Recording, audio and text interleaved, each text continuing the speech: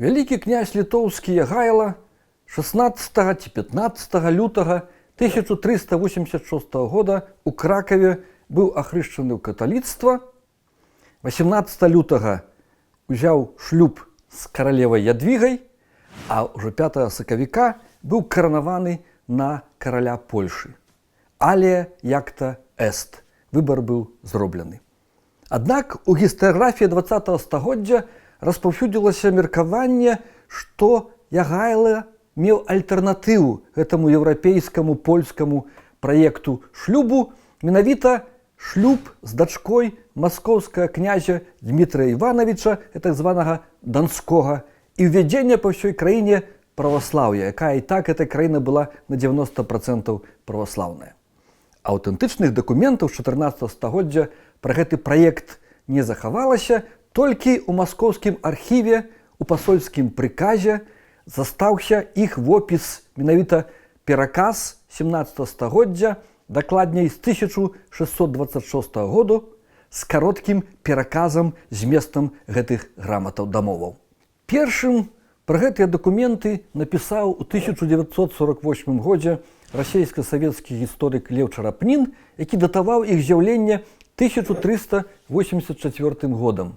Якраз у гэтым годзе пачаліся першыя неафіцыйныя перамовы палякаў з Ягайлам наконт яго шлюбу з іх каралевай Ядвігай. Вымалёўваўся такі нібыта драматычны сюжэт, як у фільме ці ў мастацкай літаратуры. Там сядзіць Ягайла сам ці з бліжэйшымі памочнікамі, дарадцамі і думу думае, куды пайсці, куды павесці краіну, на захад ці на ўсход.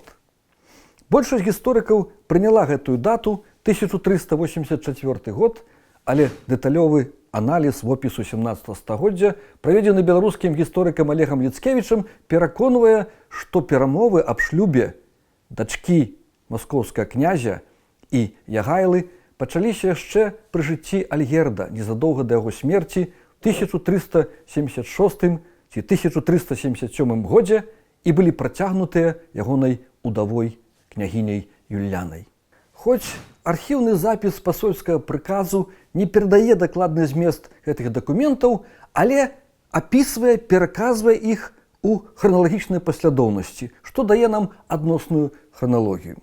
На пачатку Альгерд выслаў пасольства ў Маскву, верагодна, з удзелам патэнцыйнага жаніха, таму што згадваецца даканчанне, дагавор Ягайлы з князем Дмітрыем Івановичам, а следам ідзе дакумент пра грамата от великого князя Дмитрия Ивановича и от князя Владимира Андреевича, это серпуховский князь, зять Альгерда, к свату их, великому князю Альгерду и к великому князю Кестутию.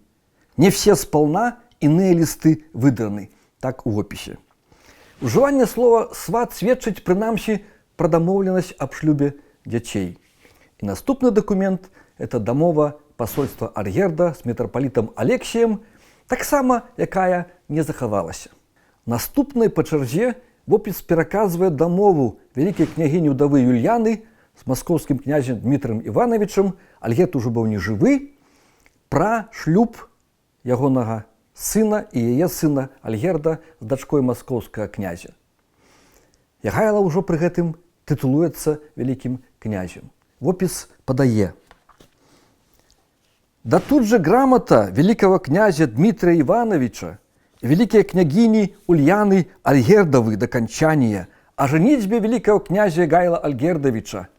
Женитесь ему у великого князя Дмитрия Ивановича на дочери, а великому князю Дмитрию Ивановичу дочь свою за него дачи, а ему, великому князю Гайлу, быть в их воле, и креститесь в православную веру, и крестьянство свое объявите во все люди». Актыўнасць вялікай княгіні ўдавы не дзівіць, бо, па-першае, яна сама была праваслаўнай княжной з Цверы. Па-другое, займала высокую пазіцыю пры Ягайле, і з ёй вялі дыпламатычную перапіску не толькі маскоўскі князь, але хохмайстар Тэўтонскага ордэна. Уляна ўдзельнічала ў міжнародных дамовах Ягайлы, і той неаднаразова згадвае пра нарады са сваёй дарагой маці, вялікай княгіняй Улянай. Далейшыя перамовы былі перарваныя, бо в выніку канфлікту з Ягайлам зімой 1377-1378 1378 гадоў Літву пакінуў полацкі князь Андрэй Альгердавіч, якога маскоўскі князь ласкава прыняў, сустрэў і прыняў на службу. Да наступнай дамовы паміж Ягайлам і Дмітрыем справа дайшла толькі ў 1384 годзе. У ёй ужо не згадваюцца Кейстут і Вітаўт.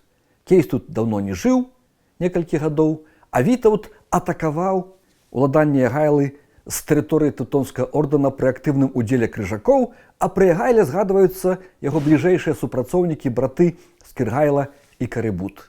Ягайле патрэбны быў спакой на ўсходняй мяжы, каб сканцэнтраваць свае сілы на захадзе супраць Вітаўта і ордэна.